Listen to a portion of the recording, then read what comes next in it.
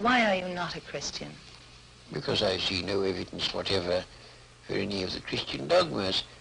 I've examined all the stock arguments in favor of the existence of God, and none of them seem to me to be logically valid. Do you think there's a practical reason for having a religious belief for many people? Well, there can't be a practical reason for believing what isn't true.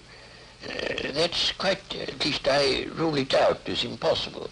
Either the thing is true or it isn't. If it is true, you should believe it, and if it isn't, you shouldn't. And if you can't find out whether it's true or whether it isn't, you should suspend judgment. But you can't, it seems to me, a fundamental dishonesty and a fundamental treachery to intellectual integrity to hold a belief because you think it's useful and not because you think it's true. Well, I was thinking of those people who find that some kind of religious code helps them to live their lives. It gives them a very strict set of rules, the rights and the wrongs. Yes, but you know, those rules are generally quite mistaken. A great many of them do more harm than good.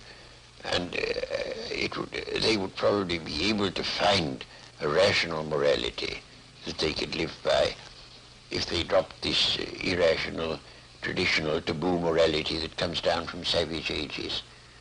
But are we, perhaps the ordinary person, perhaps isn't strong enough to find this own personal ethic? They have to have something imposed upon them from outside.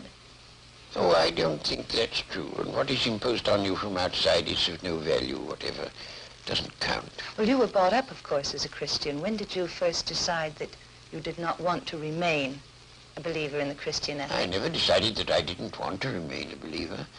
I decided between the ages of 15 and 18, I spent almost all my spare time thinking about Christian dogmas and trying to find out whether there was any reason to believe them. And by the time I was 18, I discarded the last of them. Do you think that that gave you an extra strength in your life? Oh, I don't know. No, I shouldn't have said so. Neither extra strength nor the opposite. I mean, I was just engaged in the pursuit of knowledge. As you approach the end of life, do you have any fear of some kind of afterlife, or do you feel that that is just an impossibility? No, I think that's nonsense. There is no afterlife? None whatever.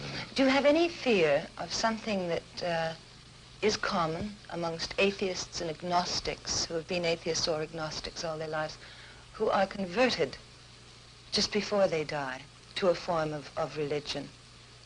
Well, you know, it doesn't happen nearly as often as religious people think it does. Because religious people, most of them, think that it's a virtuous act to tell lies about the deathbeds of agnostics and such. As a matter of fact, it doesn't happen very often.